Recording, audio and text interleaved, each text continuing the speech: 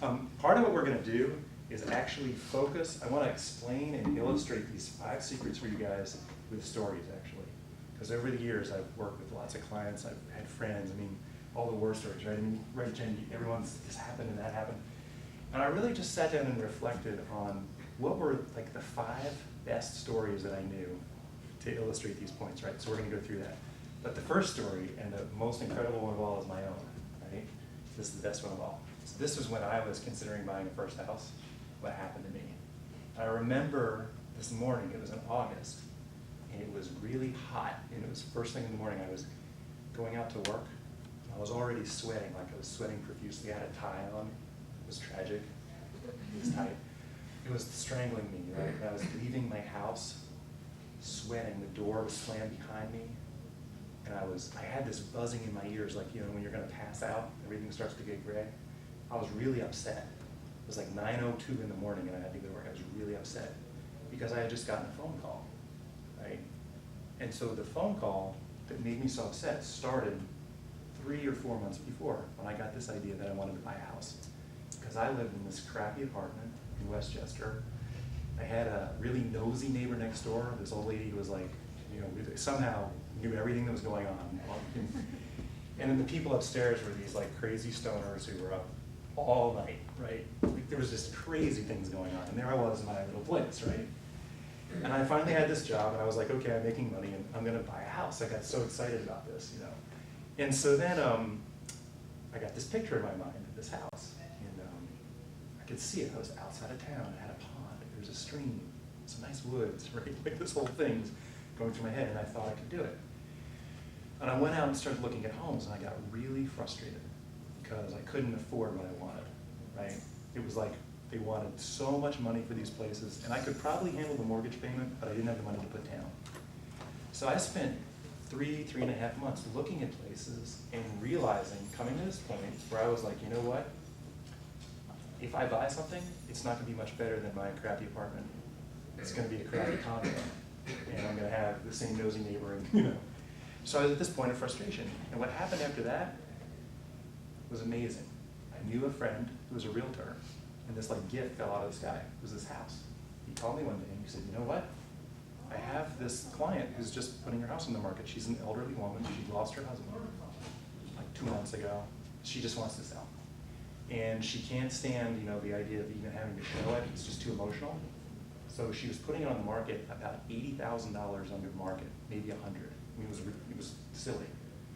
And he's like, you know, it's gonna sell today, but if you wanna get an offer in, you can. And I was like, heck yeah, I'm on this. And I got really excited. I drove out there. I drove by it, and what really like sealed the deal for me was out back was a pond. It was like in a common area, but it was a pond. There it was. Like I could look out. I would sit on my deck and look at my pond. So I went for it, and unfortunately, I got a little tricky. And what happened was I decided that I knew enough to handle this, and I jumped into it and got an offer together and decided I wanted to present it myself because there were going to be 3 or 4 other offers. So I went in and to present it that night, and here's what I did. I thought I'm going to pay over list because it's worth more than that. So I went a little bit over list. I thought, I know that when people are in distress, they usually want to move fast. I'm going to make it a quick closing. And I thought, I don't have much money, so I need some inspections, but I'll talk to her. Like I'll go meet with her and just talk to her and sort of make my case, right? So that's what I did. Put my offer together, went in that night, sat down with her at a kitchen table and a realtor, had a lovely conversation. You know, she was really sweet, and went over my offer, which was over list, and I thought was super cool. And they said, okay, great, we got to look at the other 3 offers, and you know, we'll get back to you first thing in the morning. Well, the call that I got, that moment where I was so upset, was the call where he said, oh, she took another offer. She didn't take mine. It was $20,000 over list, not $4,000, which is what I did. And it was a long closing, which is what she actually wanted. So she had time to get her stuff out of there, not my 30-day special. Right? I just completely missed the boat. And I realized in that moment, I was so stupid. You know, I was like just kicking myself out. I just lost 80 grand. And I won't find a deal like that again, you know. And in fact, it took me 2 more years to buy a house. That was my first try, you know. And so I thought about that story because over the years, I've helped so many clients go through things like that. I'm sure you're right. And then there's a lot of nuances, a lot of things to learn, right, from that. So here's a related story to that to illustrate the first secret that we're going to jump into. And this is one that I heard from some people I met who became friends. This wasn't one where I was helping them, but it was about their first home. And basically, they were in a similar situation to mine, where they were in this rental that they really wanted to get out of. They needed more space. And what they did was they started looking online, like for houses, because it wasn't something they had to do right away. It was more like, it's something I want to do, start looking around. So they started looking at houses online. And they didn't really know what they could afford, so they got a pre-approval online too. Right? They did that whole thing. And then the pre-approval came back and said, well, you can afford this much a month, and they started looking at houses. And it wasn't really, it was just here and there, but they got more and more interested. And what happened after that was there was a weekend where they were looking around and they saw one that was interesting enough they wanted to go drive by it. Hey, that looks pretty cool, right? So they got in the car, it was Sunday afternoon, and they drove out to look at this particular house. They drove by a couple of other ones too. And when they drove by this particular house, they actually really liked it. It was as cool in person as it looked in the pictures online, which isn't always the case. So they thought, well, we've got a pre-approval, we should see this. So they looked at the sign, they called there's a realtor sign, and they just called the number on there, like, hey, we want to see this, right? So what happened is, they got this guy named Richard, this guy was like, sure, I can show that to you, I'll meet you at 4:30. It was like early afternoon. They went and got something to eat, they came back, and he met them, right? And they never met this guy. So they're standing at the curb, and Richard pulls up, he gets out of the car, and he's like Uber sales guy, okay? He's got a smile like this freaking big, and he's talking way too loud and nice to meet you, and you're like doing all this stuff, right? And they're kind of there in the curve like, whoa, dude, like we just want to see this place, right? Sure, come on, and he's doing this whole thing, right? So they go through the house, and he's like hovering, like completely annoying hovering dude. And he's like pointing out all the things about each room, like, look at the kitchen, it's got a stove. Like, he's doing that stuff. Isn't that awesome, And they're like, we really want to ditch this guy, but the thing is, the house was amazing, right? It was amazing. So they didn't really know what to do, but they were like, he was telling them, well, we just went on the market, and we got a bunch of showings, and there's a couple offers probably coming. He's telling them all this stuff. And they're feeling pressure, like, wow, we can see ourselves here, we love this thing. I don't know what to do. Okay, we need to talk about this, right? So they went home and talked about it, but he really had them concerned that they were going to lose this thing. And I think it was a bit more than they wanted to spend. So the funny thing was, it got some arguments going, right? So Bill's going, we got to have this place no matter what. We'll never get something this good. And then Sue, she's going, we really can't afford this. And they had this whole argument, right? And they finally decide they're going to put an offer in, but they decided to make it low, okay? We'll offer what we can afford. And Richard could give them no guidance because he was the listing agent. He wasn't allowed, like they asked him, what can we offer on this? And he was like, well, all I can tell you is put an offer in because we're getting 2 more. Why don't you meet me at 9? Like it was that kind of deal. So they were really uncertain, but they felt like they needed to go for it.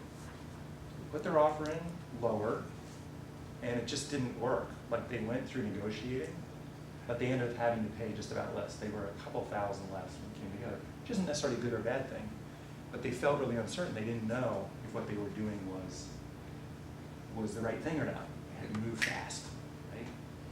So my question is, and on our star here, we're going to start with each of these stories talking about the mistakes that people make, right?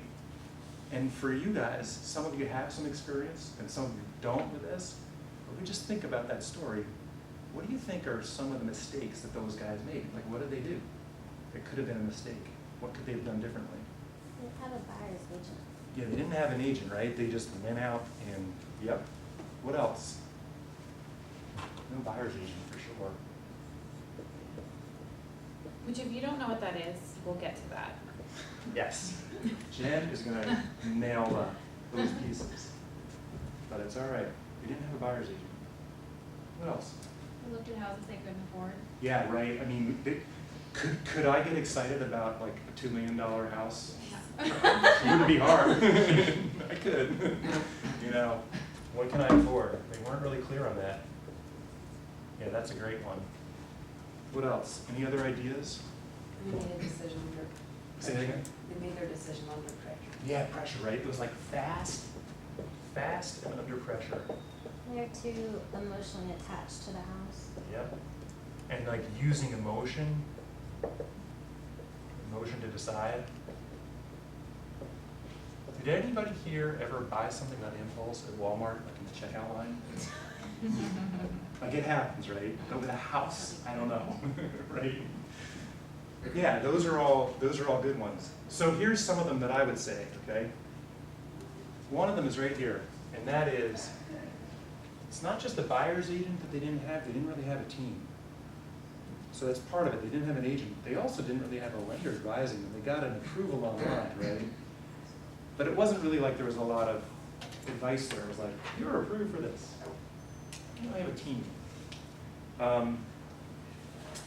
There wasn't really a lot of strategy first, right? They were fast and under pressure. They were deciding emotionally. There wasn't strategy or team in place, right? And one of the things that we'll talk about in this secret is this idea of a consulting lender and a consulting realtor. We're going to show you the difference. They weren't really working with a professional who was consulting with them, right? They had Richard, the sales guy, who wore a nice suit and drove a fast car, right? That's what they got. Here's another one. They called the name on the sign. That's a mistake they made. The reason that's a mistake is that if you call the name on the sign, that realtor is representing the seller too. And Jen's going to go through this in a lot more detail. I'm giving you the mistake just to start the learning piece. If you called the name on the sign, that person was actually the listing agent for the seller. So in the end, he couldn't represent either one of them, which Jen will talk more about in a moment. They couldn't even get advice from him, even if he hadn't been the slick sales guy. So those are some of the mistakes that they made out. And their transaction actually ran into a bunch of problems. So here's what some of them were. See, when they got to the inspection point, because transactions go through a place where you inspect the property to see if it's in good shape, they ran into some problems and the seller wouldn't fix them. They didn't really have a realtor, an agent on their side negotiating for them. So they didn't have as much power when they got to that point of the transaction. They had a dual agent who was a sales guy.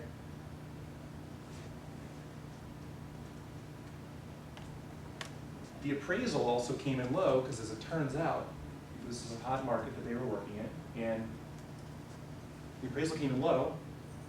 The only way they could continue with the transaction was to put more cash down, because the lender looks at what the house appraises for. If it comes in low, you have to make up for the difference unless you have a really big down payment. So they ended up needing more cash than they thought, which wasn't so cool. Yeah. Can I make a small point? One of our friends was buying a house in town, and the appraisal came too low, so they went to an out-of-area mortgage lender, and actually the appraisal was for what they were going for. Mm-hmm. Right, so you could use a different lender and get a different appraisal, and that could solve the problems. And I wonder if those friends of yours had a good consulting realtor who gave them that idea. I don't know. But it wouldn't be unusual for if a person like that had a team together that was trying to solve a problem together, that somebody might have been like, hey, let's try another lender or a different appraisal, you know. But if somebody doesn't have that team and folks with some of that strategic experience, that idea might not ever come up. For these guys, they had no idea. They just sort of felt like they were in this, you know what I mean, like along for the ride. But you're right, that's a solution for sure. A lot of times those nuances are going to come up by having a really great consulting team in place, you know. So that's part of it. The two different inspections, is that a cost that you incur, or does it depend on your closing terms? The inspection cost usually is borne by the buyer. Yeah. There are cases though where the seller will pay it if you negotiate that into the transaction, usually through something called a seller credit. Okay. Yeah. So potentially his friends pay for two. Yes. Right. So if you're on the wrong track, you might just be throwing money away that for a Yes. house you'll never get. Correct. The inspection and appraisal are two different processes, two Yes. different people. Appraisers, just as I've seen it, is a, not to say a schmojo, but it's a separate job designed by the bank, and it's a rotating list of Correct. outside people that come in, and they literally check boxes on windows and floors. So when someone looks at a floor and they say, is that, you know, I don't know the They describe definition the of a property. floor, Yeah. they say small, medium, large, and that can shift your house by 20, 40, depending on, or percentage wise, you know, 10 to 20%, and that's where you could come up with extra money in the Right. appraisal process. Right. Correct. I'm not entirely sure my appraiser was even at my house. I know they were at my house, but I don't know if the person who wrote the report was at my house, because the way that he listed it, that's not where I live. They do tax assessments by walking around the house, so. Yeah. No, they took pictures inside my house, but where they wrote, when they wrote in the report of where I lived, that wasn't my neighborhood. Oh dear, that's not good. I mean, it's fine, it came under what I needed it to do, but. You know, you're right, they assess them by walking around. And when the last assessment happened here, I remember it well because I had a punk blues band at the time, rehearsing in my living room, when the tax assessor walked around my house. And the lead singer saw this strange guy out there with a camera, taking pictures of my house, and incited a riot, like he chased the guy, and I was like, no, don't do that, my taxes are gonna go up. You know? Sure enough. You're right though on the appraisals. I mean, that's sort of a wild card. Yeah. And I think the takeaway for us is, I mean, obviously we just want it to appraise and to go smoothly, and most times it does. Right. But it's when there's an issue, now the problem solving comes in. What's the standard on the appraisal though? Is that something that you should be paying for, or when you work with a lender, do they cover that cost? No, it's usually paid for, Okay. and the lender has to order it, but They it's part of the cover closing it. costs. Yep, part of the closing cost of So the if you buyer don't end up- pays. Okay, if you don't end up closing, you're, if she says you're Correct. running up the tab on Correct. house, yeah. And here's a great point about this, okay? So this is a nuance, like we're getting into the nuances here, right? So what I love about the point that you brought up is that with a team in place where there's consultants and there's people who are strategically smart and there's good communication, right? Like it's not an adversarial relationship, but it's more like a smart informed buyer with a good consulting realtor and a good consulting lender.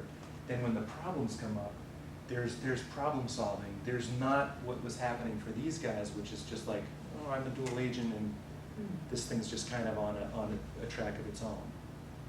Okay, that's the nuance.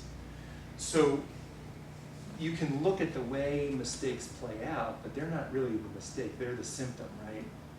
The thing really was like for these guys, the ideas that you guys were talking about, they didn't have an agent, and I would say, what I would add to that is they didn't have a team. And then when things come up, because in real estate transactions, the thing gets off the rails, Jim? Yeah. Ever? Sure. Every transaction, Yeah. almost, in some way. Yeah. I mean, right? Like I've never been on an airplane ride that didn't have turbulence, Right. at least one bump, right? Yeah. Um, Yeah, so. There are just some things along the lines of what Paul's saying with the team, like if we have a transaction where we think the appraisal, we're a little concerned, like it's on the edge, but there were multiple offers, let's say, which are driving the price up, and we're like, oh man, it's just driving the price up because this is supply and demand. It's not necessarily, if there were not multiple offers and there was not greater demand, those would not probably be elevating. Sometimes, right or wrong, we'll go ahead and send, if we're representing a seller, we might send the appraiser perhaps some of the comps that we used or that we think would be good comps, which technically they're supposed to be doing their own work, but there's some preemptive things that we sometimes try to help the appraiser at least know where we were coming from when we priced this. Here's what we used, or ultimately it is their job to do it independently and do it to the best of their abilities and legally, but yeah, I mean, truthfully, every once in a while we get something back and it's like, whoa, what? It appraised for what? You cannot buy a single family home in State College School District for $100,000. Like, this is crazy. It doesn't, because if it does exist, I'm telling you that I'm buying it, as is every single realtor in this town. And then we realized that it was the appraiser used Bald Eagle School District on a State College School District house or something like Yeah, that. something so. So, you know, anyway, point being, I think And what you're talking there with the appraisal process, they have to match to a existing house that's similar to yours. correct, And that's why you're saying that schools are Here's- exempt. yes, Yep. yeah. You know, or sometimes appraisers use properties that we say, what? We don't think these comps work at all. Like, I would never have used these comps. Why are, you know, this is far more. So we just sometimes have a different opinion than they do, but sometimes it's an out-of-town appraiser. The flip side, Mike, could be an out-of-town appraiser who doesn't know our market well, who can't say, you know, oh, well, a house in College Heights that's, you know, 1 block off of Park Avenue is outrageously expensive even though it's a tiny little outdated ranch. They're gonna use comps in Park Forest when it's not a comparable, like because we know the market. So, again, those are nuances, but the bigger picture is, I think, whomever that is, find, you know, people that you feel like you're comfortable with. Right. Yeah, because it's the, like what Jen was talking about there was the strategy piece. Like that's a team that has strategies, right? Work together that way. Things come up. They do. You get an appraiser who's off. That's one. Or do we offer the right thing? Or who's paying for inspections? Or what happens if it doesn't? And there's a lot of stuff that you can think of on your own. But the piece of it that's tricky is somebody who's been doing this for years and seen a lot of it has perspective. You know? So that's why you build a team with folks like that. It's not that you don't do your own homework too, but instead it'd be better when you've got that kind of group together and stuff. Okay, so yeah, those are some things. You know, other things that happen that come out, you know, is that the appraisal comes up and you need more cash. If you're going to stay with the house, you're uncertain, but you're going to go for it, then it wipes out savings, right? And one thing that I always talk about is, you know, everyone gets real focused often on the transaction, but there's also the bigger picture of, hey, we're going to live here for a period of time. Like, this is going to be my financial reality for years to come, probably, right? So the amount of money that's getting put into a transaction, if it affects the amount of savings somebody has, can make it more likely for debt to happen in the future, right? What's the optimal mix? That's where a team's really important. What's the optimal mix? So, I think the other thing is just what's the feeling of going through a transaction? Do you feel empowered, or are you on your own and unrepresented? So, here's the tip here, which we've talked about, is choose your team first. Big tip. When you're looking at owning real estate, before you do anything, team first. Who are they going to be? And the team that you need is your consulting lender and your consulting realtor. So this is a little interesting thing. Deloitte did a study of a bunch of their Fortune 500 company clients about how they allocated resources. And one thing that they noticed was that Fortune 500 companies, when they're taking on a project, on average, they saw them allocating 80% of the resources for the planning and only 20% for execution. Right? Huge amounts into planning, build the team, how are we doing this, whatever, all that stuff for people. Now, whether that's right or wrong, it's interesting. I think that with a real estate transaction, the planning piece is a big piece, learning a market, building a team, right, all that stuff, before getting into action too much. So your core team is your realtor and lender. There are other professionals, but they're the two that you need. So that's the tip, team first. Okay, this is a great one. The secret here is a lot of people worry about their pre-approval. Pre-approval is going to expire, but the strategy that you use is timeless. The strategy is the thing that's going to last past the transaction, right? So, the thing to think about with your team is not just what do I get approved for, or how do I find a house, but what's the overarching strategy?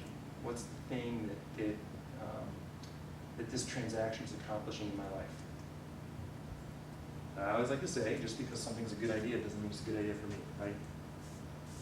There's lots of good ideas out there. This house is a great deal. Doesn't mean I should buy it, right? So, again, you're going for overarching strategy. I'm going to show you what that is here. Not just pre-approval and finding a house. the idea that that strategy is timeless.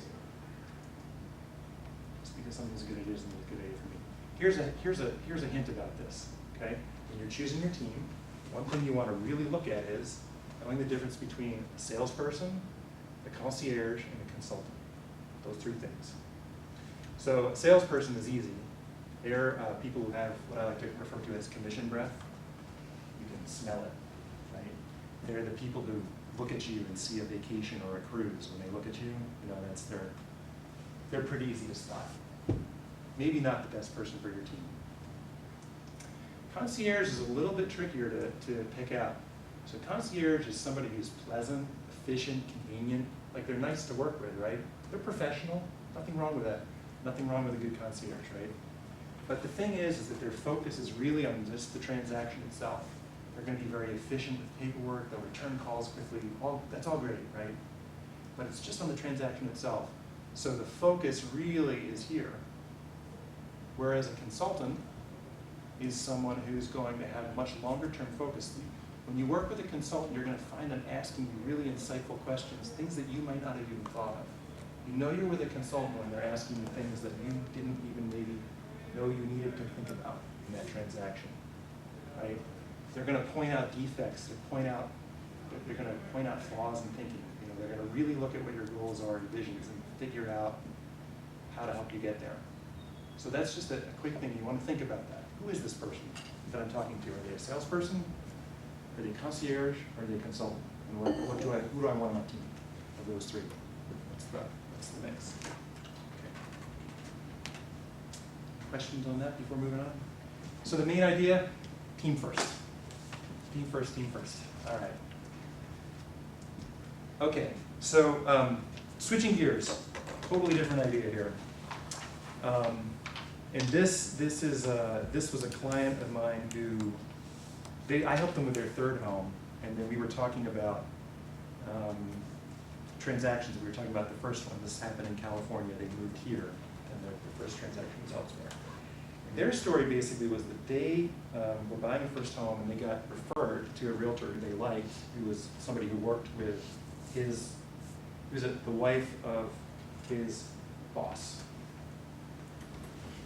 Battle deal. That's how they got to know this realtor who was working with them. And basically, she was really nice. They didn't understand she was a concierge. They didn't know that. So when they met with her, they were like, she's super sweet, and she's all, really awesome. She's driving us around looking, this is great. And it was cool. There was nothing wrong with that. They went out looking for homes. And they, again, were, looking for a first home. And the thing that didn't happen was that this realtor wasn't asking them insightful questions, right? She wasn't probing more than like, oh, what are you pre-approved for? What do you want? Oh, you want 3 bedrooms? And okay, let's go look at houses. That's what she was doing. So for them, they needed more space. They needed room. They needed at least 3 bedrooms, and they had to be close to where this woman Sue worked, because she was on call on the weekends. So they were trying to get in a certain location, 3 bedrooms at least, and something they could afford. And here's the problem they ran into. They were paying $1,800 a month in rent. So that's Southern California. $1,800 a month in rent. And everything they went to look at that was in the right location was $400 grand. And that was $2,500 a month. So $700 a month more, than their budget, and that's what this realtor kept showing them over and over, even though they're like, we can't afford this. So when they said, we can't afford this, what she said was, well, why don't you talk to a couple of lenders I know and, just see, right?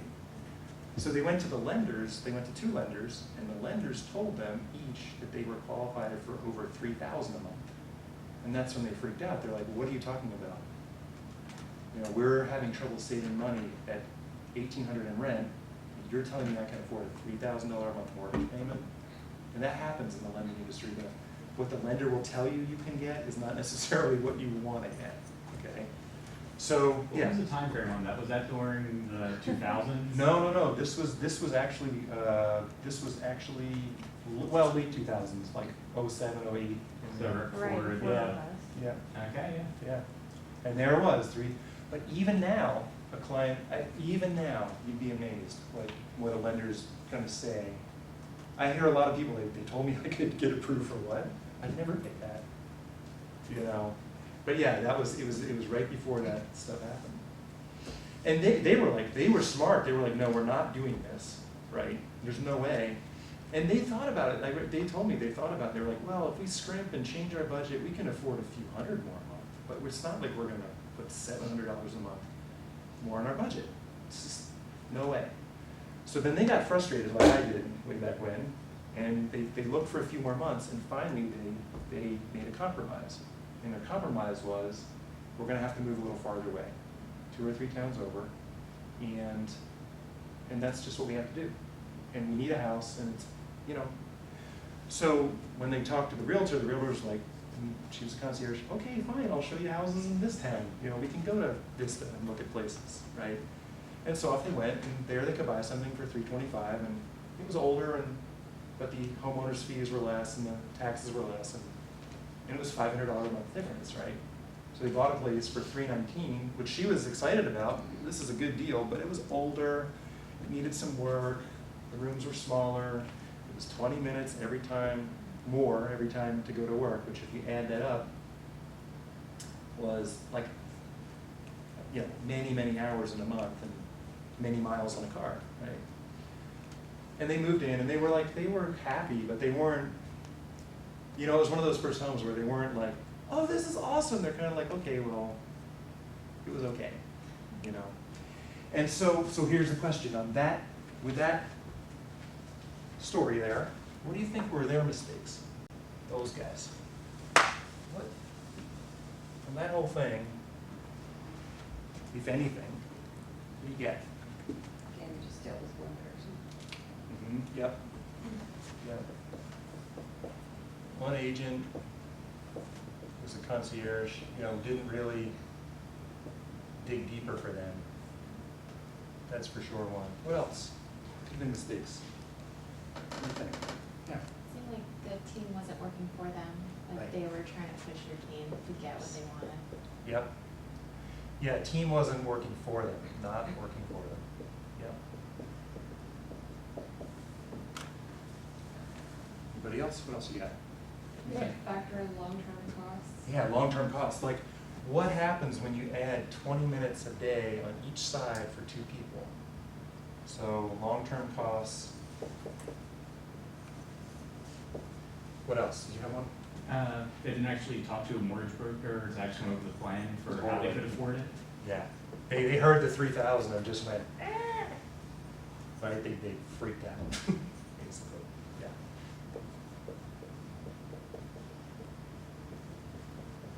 Anyone else got one?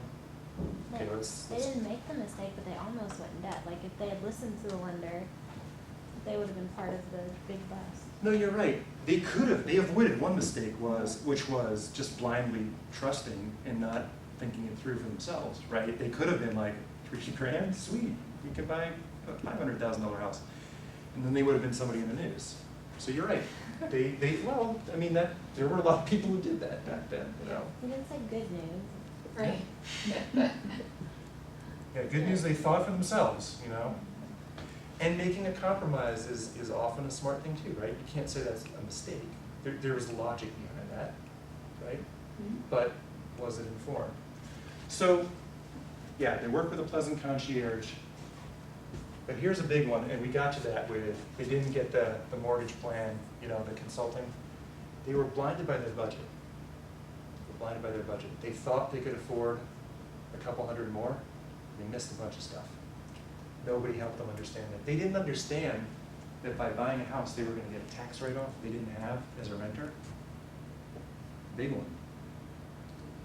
Yeah, huge one. Because when you own a house, you write off all the interest, and you write off all the real estate taxes you pay. So for them, there was a $10,000 net tax write-off they didn't have.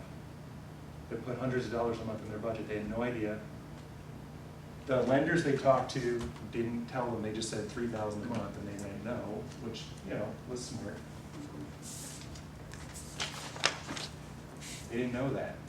They also didn't understand that they could adjust their withholding, and that when you own a house, it's really smart to not get a big tax refund each year. As a renter, it's cool. As a renter, right? Who doesn't like the tax refund? Come on. In April when it shows up, I got $3,000. I've been thirsty for a long time. No, that's it, right? That's how that rolls. But the thing is that when you own a house, think about this. The interest on a mortgage over time is huge, even if the rate's low. If you have a $200,000 mortgage at 5%, the interest over 30 years is $231,000. It's more than the loan was that you started with. It's somewhat sickening, Yeah. but, I mean, Yeah. yeah, that's exactly what you're doing. And you know, there's a new law coming into effect on October 3rd that's changing disclosures when people get loans. And they're actually gonna have a thing on this now that shows total interest, not the way they used to do it. They're They actually, hand you an amortization table. they don't have to by law. So a good lender will, but not all of them do. But now they're gonna have to show you this number. So you get this paper that says, you're paying us $231,000 in interest. You're like, woohoo, you know. Yeah. The reason that the withholding is so big is that that can be used to prepay a mortgage, which I'm gonna show you very quickly what that does. But these guys missed some big things. They were blinded by their budget because they're renting, they're used to $1,800 a month, it's kinda tight. They had a pleasant concierge, they got freaked out by the lenders who gave them a big number but didn't give them guidance. And they didn't know some of these things. There was a big tax write-off there. There was withholding that they could change. They also nobody bothered to tell them or ask anything about their cash flow system, like how they manage their money when it comes in and out. And believe it or not, there's huge leverage there. So what they did, which Melissa brought up, but they didn't see the long-term implication. They bought too little and paid dearly over time. How that played out? A lot more money for gas and car repair, ton. Exhaustion, right? If you're working shifts, which she was, and on call, and then exhaustion. The place they bought needed repair, and as luck would have it, of course, it passed the home inspection, but the repairs cost more than they thought. They weren't crucial things to buy the house, but they were things that it needed, deferred maintenance, right? And they weren't handy people, these guys, like they had to hire, so maybe like a handyman, it wouldn't be so bad, but for them, it didn't work so well. For them, it caused debt because they tried to stay within their budget, didn't understand these things, and then had bigger repairs. And then they ran out of space. 4 years later, they were moving, and they had gotten a raise, things were better, so it's not like some bleak thing. But when they looked back on it, they were like, dang, we just spent $30,000 in closing costs to move to the thing that we could have just bought 4 years before. Okay, so here's the tip. Successful buyers buy enough and even a bit more. And a counterintuitive thing to understand is that salespeople are more likely to undersell. They'll just sell anything, who cares? This isn't enough for you. But you look right here. They just buy enough and even a bit more. I've seen clients, from 20, 25 years ago who were able to do that, and when they did that, it was better financially in the long run. Now, I'm not saying overspend. Are you getting that? It's not overspend, but it's understand what your purchase power really is and make sure you get what's optimal, not miss out on some of the things that I was showing you. In other words, be better at what you afford by making some strategic changes. Here's what they are. A consulting lender, how you know you're talking to a consulting lender is, they're gonna look at what your tax write-offs would be with a new house. If you're talking to a lender who doesn't know what that is,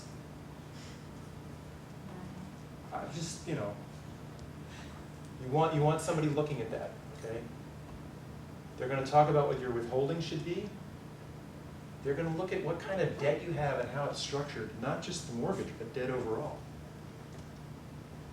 They're gonna help you with what your system is for paying bills and spending money. And you choose what you do with that, but a consulting lender can often help you improve those things to be able to afford enough or save more, right? That's the whole point. It's this financing structure overall, along with mortgage qualifying. Those two things is what a consulting lender is going to do. Okay. So a few secrets here on this point. The biggest losers have tax refunds. That's what I like to say. When they own a house. And the reason for that is, if you adjust your withholding and you put more money in your check, you can prepay a mortgage. So do you know what I mean when I say withholding? Here's what I mean. You know when you get a paycheck, the employer withholds money for income taxes. Like if you're making $3,000 a month, you don't get $3,000 a month, you get $2,000 a month, and $1,000 is withheld to pay the taxes. So if you own a house and you now have a big tax write-off, it means you're gonna owe less taxes at the end of the year, and you don't have to withhold as much. You can withhold less because the tax bill isn't gonna be so big. So when you're renting, a lot of people love to get a refund at the end of the year. They withheld more than they needed. And I got my, but when you own, if you have that money every month in your paycheck, so you put more in your paycheck, it means that you have more financial power to potentially do things like prepay a mortgage. Prepay a mortgage means that you pay a little bit more than is required, right? That saves a ton of money over time. You know, having more money in a paycheck means too, there's just less likely to incur debt. Like with a new house, you don't know what all the expenses are necessarily, you don't. Or as life twists and turns, you just don't know. So the more that you have cash flow, the less likely that happens. You're more likely to be able to build an emergency fund, savings, just cash hanging around, okay? So here's what you have as a tax write-off when you own. You write off all of the interest on a mortgage and all the real estate taxes. 100% of both are write-offs. Whatever that amount is above standard deduction, multiplied by your tax bracket, is the net effect.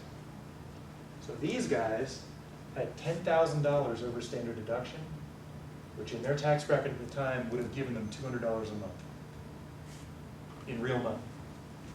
Bam. Doesn't solve the whole $700 problem, but it is a chunk that they had no idea about, and no one bothered to tell them. See, the other thing is when you own a house, and this is a nuance, guys, this is a nuance, you often get savings from other things you write off that you can't claim before owning because you didn't beat standard deduction. Okay, so with some good tax planning, and this is where a consulting lender comes in, you start to figure out what other things can be written off. And it's really common to come up with some more stuff. So in their case, there was about $100 more that they could have had using that. So the $700 perceived was actually $400. It's a big difference. Okay, one more part of this secret. There's a whole thing that consulting lender helps with, which is if you want some advice about how to manage money when it comes into your house, into your accounts and how you pay bills. And this isn't a class on that, I'm just showing one concept really quickly here. What happens for a lot of people is they let the air out of their own tires because they don't have a good system for managing their cash flow, that's all. Does anybody here just kind of like have money in an account and then like just start spending on Starbucks or things like that? Anybody ever do that? Just, Doesn't everyone? right. Like a I mean, checking account? maybe it's beer, Yeah, not like a checking Starbucks, account but and whatever, yeah. like a checking account with a debit card and, or a Just credit card. swipe it. Yeah, you can tap now, right? I mean, it's really easy to spend money, right? What I noticed from working with lots of clients is there's not many people who have a really clear understanding of when money comes in, where does it go, how do I spend it, and what do I do with what's left over. And I've noticed with clients, if they don't have the last part, what do I do with what's left over, and it just hangs out on that account, it seems to evaporate.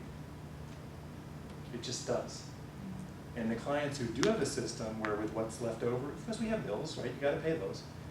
The clients who do have a system for what's left over, that, you know, okay, whatever's left over, 25% is going into my fund savings account and this one, they have often several $100s a month more than the client who doesn't have that. Just because they have a system. It's not strict budgeting, rationing, have no fun, it's not that. It's just a system so that things don't evaporate and sort of slosh over the sides, right? Now strict budgeting that's cool too if you're into it, but not everyone's like that, so. Melissa and I were just talking tonight, I just personally started,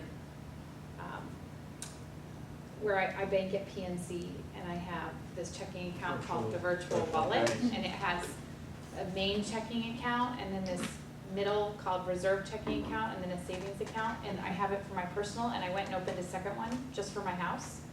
And what I do is I transfer money between these. Actually, now I have 3 virtual wallets. Awesome. Look and- at her go. Yeah, Like, it's, here it's she's doing pretty, it. It's but great. what I just started doing, probably, I don't know, I used to just always pay extra on my mortgage because I just wanna get it paid down. And what I started doing is I set up one just for my house, and I transfer money every week, so it's not as big of a hit as once a month. Every week I transfer money from my personal account to my house checking account. And and it's more every week. The total amount per month ends up being more than what the mortgage would be. So I'm building up this kitty of money that then I use to pay for any repairs, any upgrades that I wanna do, to pay extra on the mortgage. And it's really awesome to see this house account growing, so that as Melissa and I were talking about, I'm like, you know what? I think that I wanna rip off all the boards on the deck and put in Trex. And I can just evaluate, like, actually, I have the money to do it, so do I wanna do that, or would I rather start, I'm getting closer to a hot tub. Would I rather have a hot tub?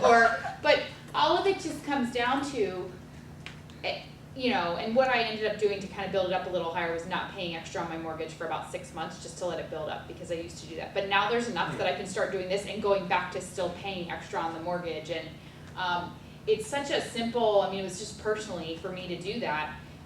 I don't in any way bat my eye at, like, you know what, I started paying someone to do all my yard work because the money's in the house account, like, it's there, and I don't wanna do it. Like, I have landscapers, and my newest is, I'm like, well, would I rather have these, do I want my truck step, or do I want someone to clean? Because that would be amazing to have someone clean, you know.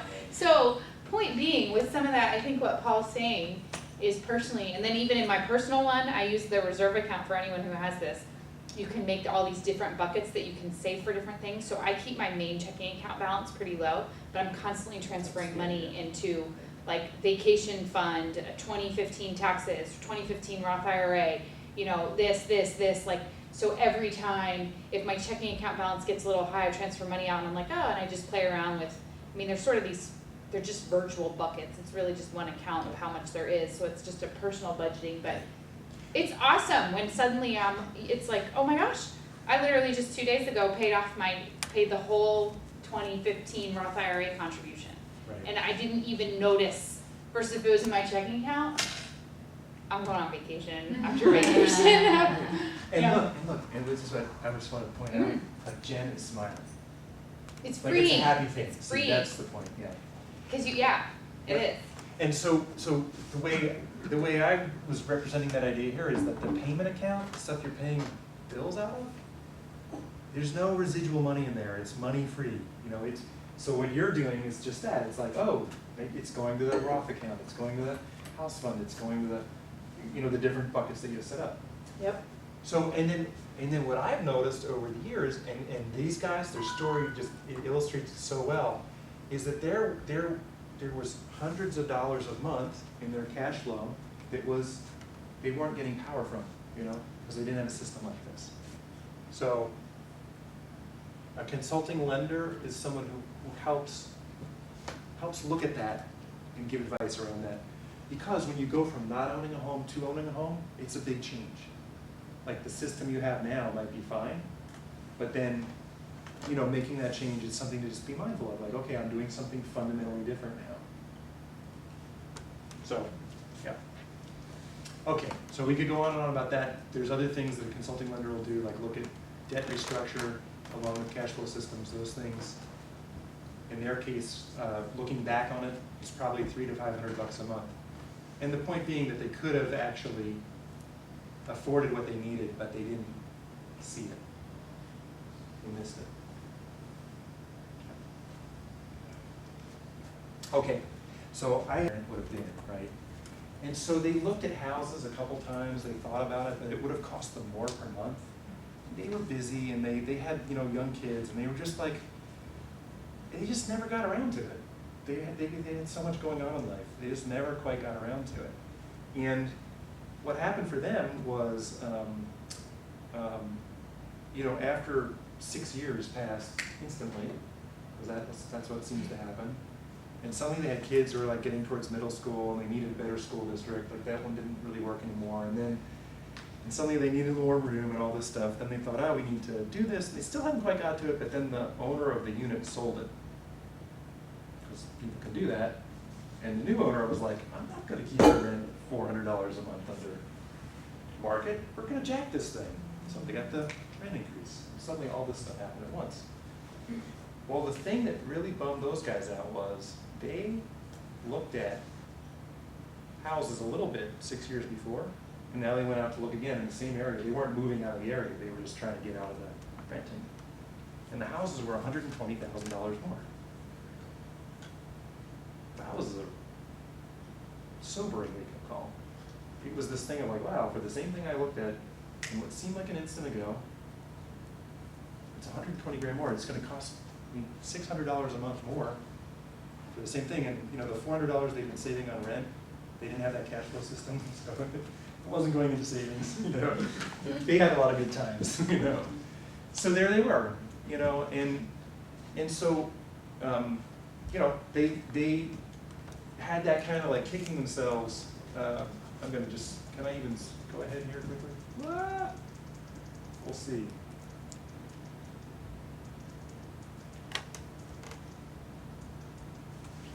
Okay, so the big thing for them was the appreciation outweighed the rent deal that they had, and they didn't have a good cash management system. They didn't have clarity back then, you know, they really didn't, they weren't clear. So as I explained, you know, the market had gone up by that much, and that higher cost would affect them for a long time. So here's the key thing to understand about leverage and why it's important in thinking about home ownership. So when you own something, there's this thing about breaking even, which is when the cost to sell and buy, closing cost is overtaken by appreciation. And a little tip about that is that when you look at when something's going to break even, it's not how long you're going to be in the home, it's how long you're going to own it. So in other words, you pay closing costs to get into a house, and when you sell it, there's closing costs to sell it. So if you buy a house for 200 grand today, and then you're saying, well, if I spent 10 grand in closing costs to get in, and it's going to be 15 grand to get out, my break-even point is when I can sell that house for 225. Does that make sense? In other words, it's just when has it gone up in enough value to offset all of my costs to get into it and out of it. So where a lot of people get stuck is sometimes they wonder like, well, I'm not going to be here that long, or I don't know. Is it worth it? Maybe I should keep renting. And certainly if you know like, wow, I'm going to be here for a year and then I'm going to move to Australia, like, you know, someplace really far away, it doesn't make sense. But one thing to think about is how long you're going to own it actually. So appreciation happens over time based on how long you own it. And it appreciates based on what the value of the investment is overall. So a $400,000 home, using that example, at 4% a year, is appreciating at $16,000 a year. And it doesn't matter how much you put down. That's a key thing to understand. It's based on what the property's worth. So if somebody put $30,000 into a property like that, and it goes up 16 grand, it's a 53% return. If they paid cash for it, it's a 3.9% return, right?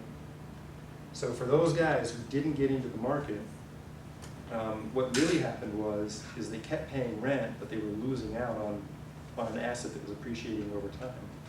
And interestingly enough, there are many mortgage programs in the how-to booklet there are many mortgage programs where you need very little, maybe a few $1,000 on a house. So getting a team together, if ownership is something you're thinking about but you're not sure about, like what the timing should be, the real thing is to get a good consulting team together to look at how's the market where I am appreciating, could I hold a property longer as a rental if it isn't even where I might live, you know? Like what money can I make out of this, you know, in where I am with the tools that I have. And a place where a lot of people miss the boat is they don't get that consulting. They think they have to, they either think they know or they try to figure it out on their own. And I think some people think, oh, I don't go get a team unless I know I'm buying a house. And the secret here is, if you're thinking about buying a house, go get a team. And then think about it as a team, right? Mhm. Do the research as a team. Okay, so I'm gonna wrap up and switch things over here for Jen, and one thing I just wanna say is that the consulting lender piece is super important, just like a consulting realtor. One of the things on your handout is something called a strategic transaction report. And if you are thinking about the research of whether I should own or not, that's something you could request that would help you see that. It's a report that looks at finances and appreciation and kind of gives you that. And it's free, and anyway, it's on the sheet there, so if it's something that you want, we can talk about that afterwards. But it's a way of answering that question. Cool, so Jen.